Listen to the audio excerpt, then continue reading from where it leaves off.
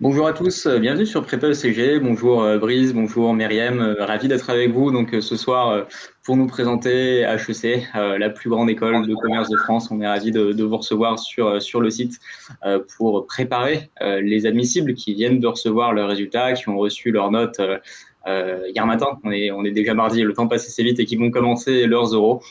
J'en ai déjà beaucoup trop dit pour une intro, donc je vous laisse peut-être vous présenter chacun votre tour, et puis on aura l'occasion d'aborder les épreuves orales, des conseils pour les candidats et mille autres sujets qui concernent l'école. On a plein de choses à se dire ce soir. Je laisse Donc, Mariam bonjour. commencer. Ok, bonjour à tous. Je m'appelle Myriam, je suis étudiante à HEC. J'ai été admise en 2022 et donc là, je suis actuellement à la fin de mon année de césure. Voilà, entre ma M1 et ma M2. Donc bonjour à tous, moi je suis Brice Rabourdin, je suis le directeur exécutif de tous les programmes pré-expérience à HEC Paris. PGE, master, programme d'été. Je suis en poste depuis 4 ans, je connais bien l'école pour être aussi un ancien élève de l'école, malheureusement d'une promo bien plus ancienne que celle de Myriam, donc issu aussi de la filière prépa et du concours. Voilà, bonjour à tous. Et pour le coup, et tu nous le disais, Brice, tu comptes double puisque tu peux même aussi témoigner de ta propre expérience, même si elle est peut-être un peu plus ancienne que celle de C'est Myriam. ça, On ne dira rien sur le sujet. c'est ça. Peut-être avant de parler des oraux, est-ce que tu pourrais essayer de nous résumer en quelques mots, en quelques phrases, l'ADN d'HEC? C'est difficile de résumer en quelques mots une école qui existe depuis plus de 100 ans. Non, je dirais l'ADN, c'est les trois piliers de l'école, le think, le teach et le act. Donc, penser avec la HEC Paris est vraiment un pôle de recherche sur l'ensemble des sciences du management, du business, de l'économie, de la finance, etc. Très important. Nos professeurs sont des enseignants chercheurs. Le Teach, évidemment, une école. Une de nos vocations, c'est vraiment de former des leaders inspirés et inspirants pour le monde, l'économie, la société, d'en faire des doueurs. D'où aussi le slogan et le motto de l'école apprendre à oser ou Dare the Impossible. Et également le ACT, puisque l'école, en tant qu'institution, en tant qu'entreprise, en tant qu'organisation, a vraiment pour vocation et pour ambition de poser, de faire son rôle, voilà, d'influence, de lobbying, etc. Parfois pour peser sur les défis du monde actuel, du monde contemporain, tant sur la sphère sociétale, économique, financière, sur le vivre ensemble. L'école a des choses à dire et entend aussi les dire à travers ses professeurs, ses étudiants, ses anciens, ses alumni. Voilà. Et pour le coup, ils sont nombreux, ces alumni. On aura l'occasion d'y revenir tout à l'heure. Vous pourrez nous donner quelques exemples, évidemment, d'étudiants tous brillants qui ont des carrières extrêmement prestigieuses. Peut-être avant de passer sur ce sujet-là, évidemment, il y a un sujet qui intéresse particulièrement les étudiants en prépa, c'est celui des oraux, des épreuves orales qui sont nombreuses et craintes particulièrement. Non pas que les autres épreuves ne soient pas craintes dans les autres écoles, mais on a quelques spécificités à HEC assez particulières. Je vous laisse peut-être présenter les attendus de ces épreuves, quelques conseils aux candidats et quelques mauvais conseils aussi que l'on entend parfois à ne pas forcément appliquer. Puis on pourra peut-être rentrer dans le détail du triptyque. Par exemple, je ne sais pas qui veut commencer entre Brice et Myriam. Je peux peut-être, pour laisser place après à Myriam sur son expérience récente, etc. Juste, en effet, c'est ce que tu disais, bah, c'est vrai qu'à HEC Paris, les euros, c'est quelque chose d'important. Ça pèse pour 36 coefficients quand les écrits pèsent pour 30, donc en différence de 20%. Chaque candidat admissible va passer 6 épreuves en tout, ce qui est, je crois, un record pour les business schools. Donc 6 épreuves réparties sur 3 jours. Une épreuve par demi-journée, puisque chaque admissible va passer 3 jours sur le campus. En effet, c'est une session de 3 jours assez dense, mais aussi une première expérience sur le campus, puisque les oraux ont lieu sur notre campus de Joué-en-Josas, donc à partir du 23 juin jusqu'au 4 juillet pour cette année. Mais donc déjà une différenciation par le nombre d'épreuves à l'oral, 4 épreuves communes et 2 épreuves de spécialité en fonction de la filière dont sont issus les différents candidats entre ECG, ECT et les prépas littéraires. Donc ça c'est pour la structure. Ensuite pour les conseils, ben, je vais passer la parole à Myriam et puis peut-être que je compléterai après. Oui, alors après, pour les conseils, enfin pour des conseils très généraux, c'est sûrement des choses que vous avez déjà entendues en prépa. C'est en fait, on parle beaucoup des oraux d'HEC comme quelque chose de vraiment monstrueux, et cetera. Mais il faut se rappeler que ben, si vous êtes admissible, c'est que vous avez votre place, c'est que vous avez déjà énormément travaillé pour vos écrits. Et c'est pas, enfin, j'ai entendu beaucoup d'étudiants qui disaient ah, mais depuis les écrits, j'ai pas fait grand-chose et je regrette maintenant que je suis admissible parce que ben, préparé. Mais dites-vous que vous avez appris pendant 2 ans, vous l'avez pas oublié en 2 semaines. Donc, mon premier conseil général, c'est ayez confiance en vous parce que vous avez passé les écrits. Donc, c'est que généralement, vous avez le niveau. Vous avez le niveau d'être là. Surtout, enfin, moi, personnellement, je viens pas d'une très grande prépa. On était 4 admissibles en année, ce qui est déjà très bien. Mais enfin, quand on se dit qu'on va arriver aux oraux face aux grandes prépas où ils arrivent à toute leur classe, etc., on se dit je vais pas y arriver, je suis pas assez préparée, j'ai pas la bonne préparation, etc. Premier conseil, ça va aller, vous êtes prêts, vous avez passé les écrits. Après, c'est un conseil un peu de forme que moi j'avais pas appliqué à mes tout premiers oraux, mais j'ai eu la chance d'avoir HEC en tout dernier, donc j'ai pu rectifier un peu le tir. C'est, enfin, quand on passe tous nos oraux blancs en prépa, etc., on nous apprend, enfin, il faut être aux oraux, c'est normal, il faut être des costumes pour les hommes, tenues soignées, etc., etc. Mais rester très à l'aise. Enfin, moi, j'ai fait, pour l'anecdote, mes premiers oraux en un talon haut, alors que j'ai pas l'habitude d'en porter. Ça se voyait que j'étais pas à l'aise, voilà. Alors que à HEC, typiquement, à l'épreuve de maths où on était au tableau, j'avais très peur juste de me ramasser au tableau. Je me dis, je préfère y aller avec des chaussures plates pour être à l'aise et me concentrer sur mon exercice et pas sur mon équilibre. L'anecdote, tout ça pour dire, choisissez des vêtements et ça dans lesquels vous êtes à l'aise. Ça paraît peu, mais ça se verra. Ça se verra énormément si vous êtes à l'aise dans vos baskets, dans vos chaussures, dans vos costumes, dans vos cravates. Après, en autre conseil général, après, c'était très spécifique aux épreuves, etc. Mais enfin, ayez confiance en vous, c'est le premier truc. Et pour le coup, bah, on peut même rentrer un peu dans le détail des épreuves, même si ça remonte déjà un petit peu pour toi, Myriam, si tu as quelques souvenirs typiquement de ton triptyque, par exemple, ou d'autres épreuves que tu avais pu passer ou qui t'avaient marqué, ou même des difficultés que tu as pu avoir, parce qu'on sait qu'on peut avoir l'impression de rater une épreuve orale, et pourtant très bien s'en sortir. Et il faut surtout pas abandonner. Typiquement, même, je sais pas, en foire, ça colle de maths, c'est pas grave, faut quand même continuer jusqu'au bout, pour le coup, sur les 3 jours. Oui, c'est aussi très dur parce que une des difficultés avec le fait d'avoir des oraux de 3 jours, c'est que si jamais on plante la première épreuve, bah, on a l'impression que bah, il nous reste 2 jours et demi, ça sert à rien et on a tout raté, etc.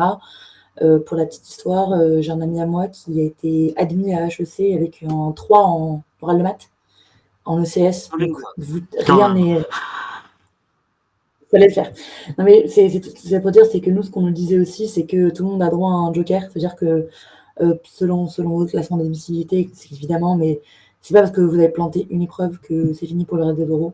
Enfin, et même si vous avez raté, c'est un classement, donc si ça se trouve, bah, votre voisin fait à peu près la même chose, donc finalement ça va.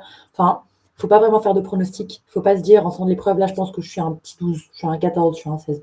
Ça sert à rien, vous savez pas, parce que vous savez pas comment passer les gens à côté. Enfin, moi, ce que je faisais et ce qu'on me disait de faire, c'était de vraiment prendre les épreuves une par une. Tu vas à ton épreuve, tu donnes le meilleur de toi à ton épreuve, et après tu sors et tu oublies. Tu te dis pas, j'aurais dû faire ça, j'aurais peut-être dû dire ça, ça c'était mieux, on s'en fout, ça sert à rien. Passe à l'épreuve d'après et voilà. Pour le triptyque en particulier, moi pour le coup c'était la toute première épreuve, c'est la première épreuve que j'ai passée. Et il faut savoir que dans la prépa, j'ai fait un seul triptyque de préparation, après avoir appris que j'étais admissible. Donc ils ont rassemblé tous les admissibles dans une pièce, on dit bon, on vous apprend ce que c'est qu'un triptyque. Oups. Et en fait, ce qui m'a le plus rassurée sur le triptyque, c'est qu'en fait, on nous le présente comme une épreuve de débat avec un répondant, un convaincant, etc.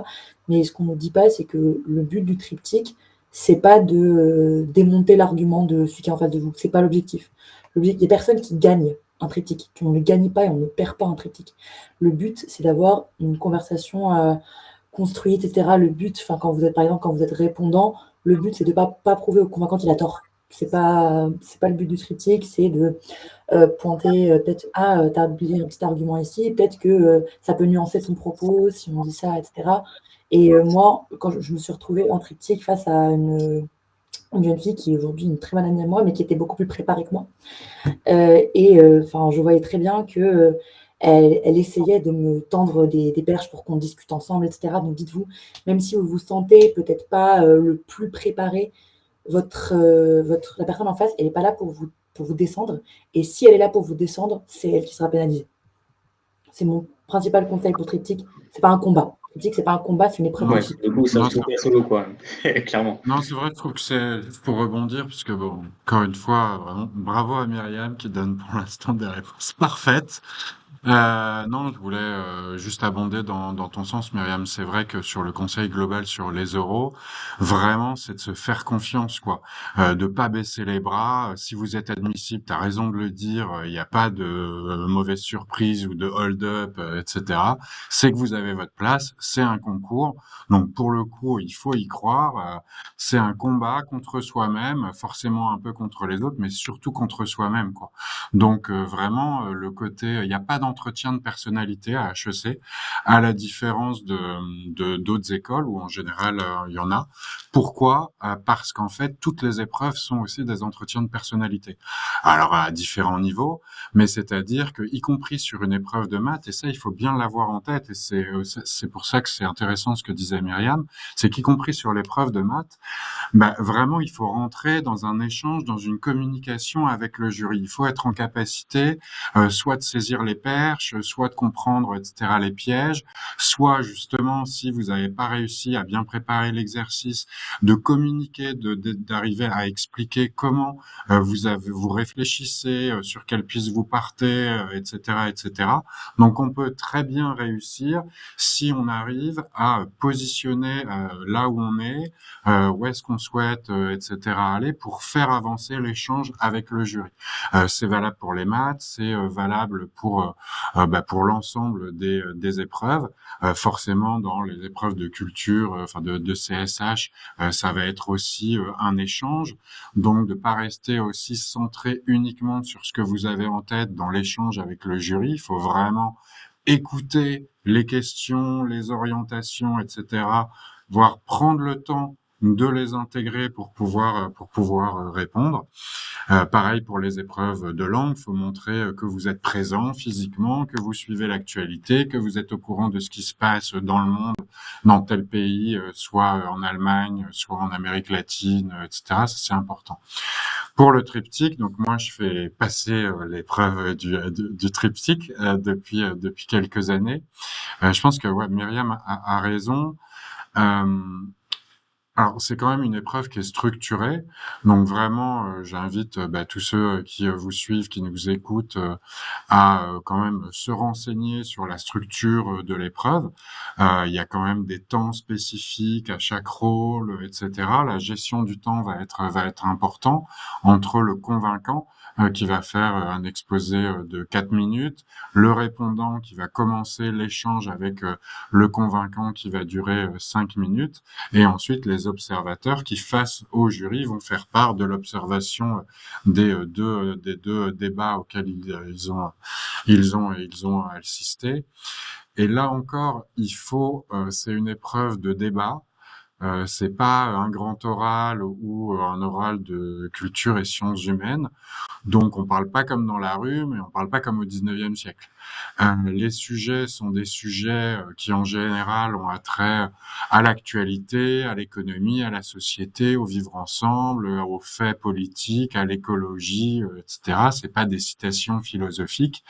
Donc là encore, il faut montrer que vous savez réfléchir, argumenter, construire un argumentaire ou un contre-argumentaire si besoin, que vous avez des références pertinentes, variées, mais qui vont vraiment coller au sujet.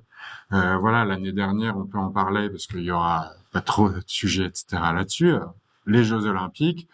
Les Jeux Olympiques, on n'attend pas forcément de citer Kant ou Kierkegaard, quoi. Par contre, on attend qu'on parle de sport, qu'on nomme des épreuves sportives, qu'on parle de sportifs, qu'on parle de potentiel sport business, donc de partenariat, enfin qu'on soit dans le concret, quoi. Voilà. Donc, pour le coup, montrer qu'on a cette capacité de prise de recul au-delà du simple, entre guillemets, académique qu'on nous demande en prépa, tout en ayant cette capacité à avoir un mental presque équivalent à celui qu'on peut avoir dans une compétition sportive finalement, et à se dire, bon bah voilà, même si j'ai raté ma colle de maths, si j'ai suffisamment la tchatch et suffisamment de proactivité pour montrer au jury que je fais ce que je peux, on peut quand même s'en sortir. Alors avec un 3, comme tu disais, Myriam Ouais, tout à l'heure, peut-être avec un 7, mais ça peut tout à fait ouais. Après la tchatch, je sais pas si c'est la bonne expression. Clairement, à l'oral d'HEC, vous pouvez tenter d'y aller au bluff. Il y a quand même peu de chances que ça marche, quoi. Par contre, là encore, faut être honnête, transparent et montrer que vous réfléchissez. Nous, ce qui nous intéresse, c'est pas forcément uniquement des gens qui sont en capacité de cracher une fiche de cours, apprise, etc. par cœur, mais qui soient capables de montrer qu'ils sont malins, qui savent faire la part des choses par rapport au sujet entre ce qu'ils ont vraiment appris, etc., bachoté, et ce qu'ils connaissent d'eux-mêmes, un reportage, une pièce de théâtre, un film, etc., qu'ils ont vu, pour montrer qu'ils sont présents dans le monde actuel, le monde contemporain et les événements récents. Oui, pour le coup, tout est bon à mettre en avant. Merci en tout cas donc à tous les deux pour tous ces conseils. Peut-être qu'on peut passer à l'après, et donc à ce qui arrive après ces oraux pour les 400 à peu près étudiants qui auront la chance de rejoindre HEC à la rentrée prochaine. Peut-être que Brice, tu peux nous en dire un peu plus sur ce qui les attend en termes de programme en école, de structure, et puis Myriam, nous donner ton feedback sur ces premières années d'école. Qu'est-ce que toi tu as pu faire? Qu'est-ce qui t'a particulièrement plu? Comment tu as vécu aussi ta transition avec la prépa, et peut-être aussi Brice de ton côté avec qu'est-ce que vous aimez à HEC chez ces étudiants de prépa qui ont quand même un profil assez distinct des étudiants en ST par exemple. Ça fait mille questions. Alors pour reprendre peut-être un peu de structure du programme, Myriam, ton ressenti. Donc c'est Myriam qui commence ou c'est moi? Pour le coup, c'est assez libre.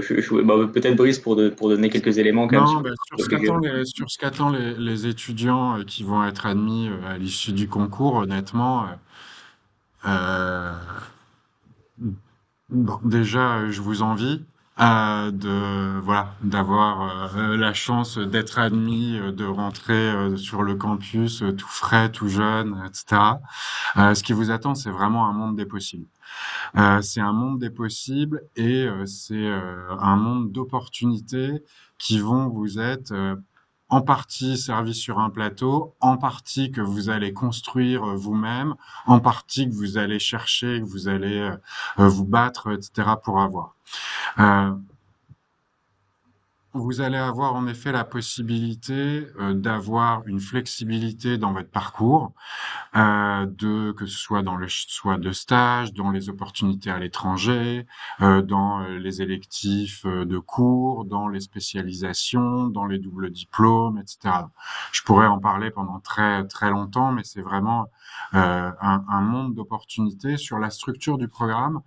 Une année de L3 spécifique aux étudiants issus du concours prépa, qui a vraiment pour thème et pour mot-clé l'ouverture.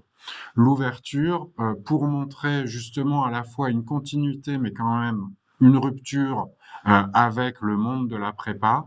Vous allez continuer à apprendre, mais à apprendre différemment. Et donc cette année de L3 a pour but de vous ouvrir à des méthodes pédagogiques différentes, à des thématiques différentes. Ça passe par un séminaire de purpose et responsabilité. Dès août, un séminaire de 3 jours à Chamonix pour prendre conscience des réalités du changement climatique. Un parcours engagement assez fort avec un stage terrain et un stage citoyen d'engagement. Myriam pourra vous en parler. On a vraiment pensé cette année de L3 pour à la fois ouvrir, faire connaître des choses différentes et surtout mettre nos étudiants en face des réalités écologiques, sociales et économiques qui sont celles que vivent les gens, les différents acteurs du monde économique, du monde de la société. L'année de M1 a pour but vraiment, là pour le coup, d'ouvrir et rentrer dans les fondamentaux des sciences du management et de la gestion, toujours en étant dans une logique d'apport de solutions très liées à l'entrepreneuriat, avec des professeurs qui vont être aussi des entrepreneurs, des chefs d'entreprise qui ont été très liés à l'entreprise ou à l'organisation ou au monde politique. Donc économie, finance, management, logistique, IA, data science, etc. Plus aussi un facteur très clé sur les soft skills, donc négociation, gestion de crise, prise de parole en public. Donc ça, c'est pour l'année de M1 et une année de M2, avec entre les deux, Myriam en parlera, une année de stage possible et quasiment choisie par l'ensemble de nos étudiants. Une année de M2 qui est l'année de spécialisation. Vous allez avoir le choix entre une vingtaine de spécialisations, entrepreneur, finance, management des arts et de la culture, journalisme, data science, des doubles diplômes en France ou à l'international. Donc vraiment une vaste option et de large choix possible pour vous. Donc ça, c'est vraiment les 3 années du programme Grande École, avec à chaque fois, en plus de la partie académique, tout au long de l'année, des différentes années, des rencontres sur le campus, des rencontres inspirantes, à la fois au niveau politique, économique, des grands speakers qui viennent sur le campus à la rencontre de nos étudiants. Donc c'est ça aussi ce que j'appelais les opportunités. Et maintenant, je laisse Myriam raconter son expérience. Qu'on a perdu 2 petites minutes, mais qui revient. Ah, Donc tout va bien. Oui. Alors mon expérience à moi, donc comme je l'ai dit au début, j'ai intégré HEC donc en 2022. Pour le moment, donc j'ai fait ma L3, j'ai fait ma M1 et je finis ma césure et je rentre en M2 l'année prochaine.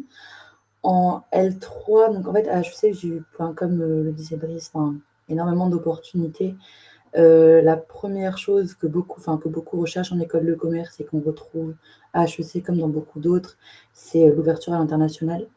Et moi, en première année, j'ai eu l'occasion de partir en échange en Nouvelle-Zélande, ce qui était vraiment très très sympa. Et je repars pour mon M2 dans la spécialisation International Business. Je repars au Danemark, là, dans quelques mois. Donc, HEC, c'est aussi, par les différents programmes qui sont proposés, c'est une expérience internationale quand même, un choix très très large. Mais après, il y a aussi et principalement le campus. Même quand on n'est pas à vadrouiller au bout du monde, on est à jouer en Josas. Et moi, j'avais au début pas mal d'appréhension sur ce côté un peu bulle fermée, qui est le campus d'HEC, où tout le monde vit au même endroit, et c'est un petit peu excentré. Mais franchement, personnellement, j'ai beaucoup apprécié. Ça crée une atmosphère de promo qui est quand même très très forte, puisqu'on est quand même beaucoup ensemble, que ce soit en cours, en soirée, le midi, un peu tout le temps. Comme dans toutes les écoles, il y a énormément d'assauts de tout et n'importe quoi. Vous trouverez forcément votre bonheur dans tout ce que propose HEC en sport, en art, en asso professionnalisante, etc. Moi, j'étais au Bureau des Arts, à la Comédie Musicale, dans une asso qui fait du conseil bénévole pour des startups à responsabilité sociale et environnementale. J'étais à Fleur de Bitume, donc l'asso qui aide pour l'égalité des chances à HEC. On peut faire tout et n'importe quoi. C'est super tant qu'on gère bien son temps, ses études, son temps libre, etc. Mais oui, c'est hyper complet comme parcours. Et là, ça fait un an que je suis en stage. Là encore, les opportunités sont quasi infinies. On peut faire énormément, énormément de choses. Moi, j'ai fait du conseil en organisation des entreprises et en RSE. Voilà. C'est normal de ne pas savoir au début ce qu'on veut. On se cherche pendant très longtemps. C'est normal. On sort de prépa, on ne sait pas du tout. Et HEC offre aussi, comme disait Brice, pas mal de rencontres inspirantes. C'est là qu'on a l'occasion de parler, que ce soit à des alumni ou pas, à des gens qui ont des parcours inspirants. On se dit finalement, moi, ça m'intéresserait de faire ça. Tu parles à une autre personne et finalement, oui, mais peut-être ça m'intéresserait un peu plus. Le nombre de gens qu'on rencontre, le nombre de parcours auxquels on est exposé, nous permet petit à petit de construire, nous, ce qu'on a envie de faire, notre parcours. C'est aussi, le réseau d'HEC, le réseau alumni d'HEC est très fort en ce sens, dans la mesure où tout le monde a cette appartenance très forte au réseau, et que si tu envoies un mail à un ancien HEC en disant bonjour, j'ai vu un peu ton profil, ça m'intéresse énormément, est-ce que tu as le temps pour un petit appel, etc. Tout le monde, on ne vous dira jamais non. On vous dira jamais non. Tout le monde est très heureux d'aider, de transmettre, etc. Voilà, ça aide beaucoup dans notre parcours. Après, question vie étudiante, pour en revenir à ce que demandait Hugo à la base, c'est ce qu'on trouve dans beaucoup d'écoles de commerce. La vie étudiante, la vie associative est intense, elle est palpitante, on y trouve de tout. Moi, j'avais pas mal, c'est comme ce que je disais pour les oraux, le fait de venir d'une assez petite prépa, t'as vite l'appréhension que les gens ont déjà leur groupe de prépa et qu'on va arriver un peu tout seul, etc. Et c'est là que le séminaire de Chamonix, pour moi, était super. Ils nous Mmh. mettent dans des petits groupes d'une dizaine. Donc, pour ceux je précise, il y a un séminaire de rentrée, donc Purpose and Sustainability, ça s'appelle toujours comme ça, je pense, qui est fait à Chamonix à la fin du mois d'août de votre L3 de première année. Et c'est à la fois un truc très nature, randonnée, etc., mais des conférences, et c'est un petit des moments libres, genre pour connaître sa promo. Et on est mis dans des groupes, une quinzaine, si ma mémoire ne joue pas de tour. Et moi, je sais que j'ai des très bons amis aujourd'hui qui sont des gens que j'ai rencontrés à Chamonix parce que des liens se créent très facilement quand tu fais du camping dans la nature. Mais voilà, je sais mis aussi en place ce genre de choses pour que, peu importe, même si vous arrivez d'une grosse prépa ou vous êtes tout seul de votre prépa, vous rencontrerez les gens, vous rencontrerez des gens différents, des gens de plusieurs parcours, des gens qui ont différentes envies, etc. Je trouve que tout le monde trouve un peu sa place. Oui, finalement, la transition se fait assez bien et ça permet aussi de briser la glace au début Oui, en complètement. sortie de prépa Complètement. avec Ouais, cette nouvelle méthode d'apprentissage dont tu parlais, Brice, tout à l'heure. ouais, non, je pense que c'est très intéressant l'éclairage de Myriam. On le voit, voilà, tout a choisi un parcours aussi très tourné sur l'international. Un élément aussi clé et phare d'HEC, c'est en effet les options liées à les parcours possibles à l'international. Enfin, je vais pas faire la liste de tous les partenaires prestigieux qu'on a partout dans le monde, elle est disponible, mais voilà, il y en a de Georgetown à Tsinghua, à LSI, etc. Il y en a vraiment dans tous les pays et c'est en général les top écoles de tous les pays. Mais l'international, il est aussi présent sur le campus, puisque les étudiants issus du concours prépa vont être rejoints par des étudiants internationaux à partir de l'année de M1, vont être mélangés ensemble et ce regroupement d'étudiants internationaux a voilà, vocation à apporter sur le campus de la diversité culturelle, géographique, mais aussi académique. Vous allez avoir des étudiants qui auparavant ont fait de la philosophie, de la data science, de l'économie, des sciences politiques, voire même de la médecine. On a pu avoir aussi un vétérinaire, enfin quelqu'un qui a fait des études de vétérinaire, etc. Évidemment des ingénieurs, des gens de Sciences Po, etc. Donc, pour créer dans cette deuxième année de M1 les conditions vraiment d'un forum global, mondial, où chacun apporte sa force, son expérience, sa culture, ce qu'il a appris dans ses études, etc. d'avant, pour vraiment créer une émulation qui est vraiment belle à voir. Enfin, on a des groupes de travail avec une jeune fille sri-lankaise qui a fait des études de mechanical engineering, avec un Français issu de prépa, avec une autre étudiante américaine qui a fait de la sustainability à Columbia. Enfin voilà, il y a beaucoup de choses. Et ça, c'est vraiment très riche et c'est un des éléments très différenciants aussi de l'école. Alors, j'ai pas assez parlé de l'écosystème entrepreneurial dingue à HEC. Effectivement, ça mérite d'être souligné pour le coup. Voilà, je pourrais aussi en parler pendant 2 heures, mais c'est vrai que honnêtement, et on le voit aussi dans les alumni et dans les réussites entrepreneuriales de l'école, HEC a vraiment structuré et mis en place un écosystème entrepreneurial qui permet à l'ensemble de la galaxie HEC, qu'on soit étudiant, qu'on soit diplômé, alumni, etc., d'avoir accès à des supports, qu'on soit au niveau du début, du commencement de l'idée d'une éventuelle création d'entreprise, à une 5e levée de fonds qui se compte en milliards. L'écosystème entrepreneurial HEC est là, avec voilà différents centres spécifiques. On a un centre sur le deep tech, on a un centre entrepreneurial sur le spatial, donc avec aussi toute une communauté de mentors, d'alumni qui vont être là, qui, comme Myriam le disait, vont être très mobilisés, avec vraiment de l'intérêt à aller à la rencontre des gens, des nouveaux, de ceux qui se lancent. Donc un partage d'expérience qui est aussi un des éléments clés de la force aussi du réseau qu'évoquait Myriam, très solidaire, très investi auprès de l'école, que ce soit pour faire passer des entretiens de recrutement, que ce soit pour donner des sous à la fondation HEC ou à l'école, parce que c'est en effet le nerf de la guerre, que ce soit pour venir participer à un cours, que ce soit en finance ou en marketing, quand on est un grand compte de L'Oréal ou quand on a créé une marque de beauty tech. Voilà, ces alumni-là sont des professionnels qui vont venir à votre rencontre en salle de classe, aux côtés de vos professeurs, pour vraiment vous faire vivre les matières vraiment au plus près de l'actu, voire même du futur de l'actu de la discipline. Donc ça, c'est aussi une grosse force. Et ce qui est permis aussi, tu disais tout à l'heure, mais par la transversalité des compétences que tu vas avoir sur le campus, où tu peux aussi bien retrouver des ingénieurs, je sais pas, de l'X, typiquement, tu parlais de double diplôme prestigieux, pour n'en citer qu'un. Évidemment, vous avez les doubles diplômes avec les écoles d'ingénieurs prestigieuses françaises, pas que, aussi les doubles diplômes internationaux. Oui, c'est sûr. L'école polytechnique est un partenaire historique de l'école. On a 3 masters en commun avec l'école polytechnique. Le master HECX Entrepreneur, Data Science and EI for Business, Data and Finance. On a aussi voilà, beaucoup d'étudiants de polytechnique qui rentrent à HEC dans le cadre de leur cursus de l'école d'ingénieur.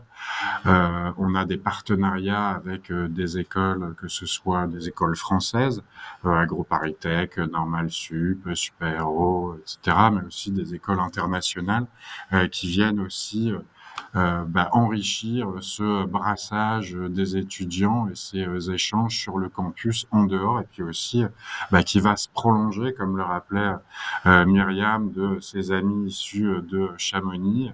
Moi, bien longtemps après la graduation, aujourd'hui, voilà, j'ai évidemment dans mon environnement personnel, social, professionnel, un très très fort pourcentage d'anciens de l'école. Oui, c'est sûr, pour le coup, ça reste sur long terme. Mais bon, je pense qu'après avoir mis toutes ces étoiles dans les yeux des étudiants, je peux peut-être vous laisser conclure par un dernier mot, peut-être un dernier message ou conseil ou élément qu'on n'aurait pas abordé, que vous souhaiteriez transmettre. Peut-être Myriam, si tu veux commencer, puis je te laisserai Brice conclure par le mot de la fin pour les candidats prépa. Oui, j'ai une dernière chose à dire aux étudiants, aux admissibles. Au risque de me répéter, c'est ayez confiance en vous pour les épreuves orales et profiter des années qui vont arriver. Que ce soit, enfin, j'espère pour vous que ce sera HEC. Si ça ne l'est pas, c'est pas grave. Profitez des années qui vont arriver. Vos années d'école sont incroyables. Elles seront formatrices, elles seront enrichissantes. Vous vous en souviendrez toute votre vie. Donc, ayez confiance en vous pour tous vos oraux et profitez-en et profitez de la suite. Honnêtement, c'est le genre de conclusion que je fais. Donc, franchement, bravo Myriam, parce qu'en général, vraiment, c'est ce que je dis, c'est-à-dire, bah, pour les admissibles, bah voilà, c'est un concours, donc faut y aller, faut se battre, faut avoir confiance en soi, faut aller le chercher. Donc vraiment, j'aurais dit ça.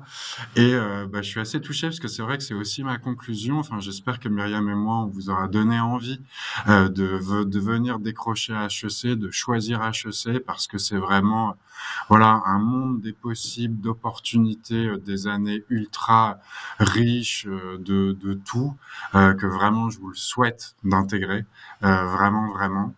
Après, il n'y a pas qu'HEC dans la vie. Une école, c'est aussi ce qu'on en fait. Donc, il y a des belles choses ailleurs. Donc, aussi à vous et à chacun, bah, de croire en vous, de vous épanouir, de oser faire ce qui vous anime, etc. Donc, voilà. Bon courage à tout le monde et bonne chance à tout le monde pour la suite du concours. Eh bien, merci Brice. Je pense que je peux vous remercier tous les deux au nom de tous les candidats et admissibles qui regarderont cette vidéo. Et de notre côté, donc, on vous dit à bientôt sur Prépa ECG pour les autres lives prépa dédiés aux admissibles du concours. Merci beaucoup. Au revoir. Merci, au revoir.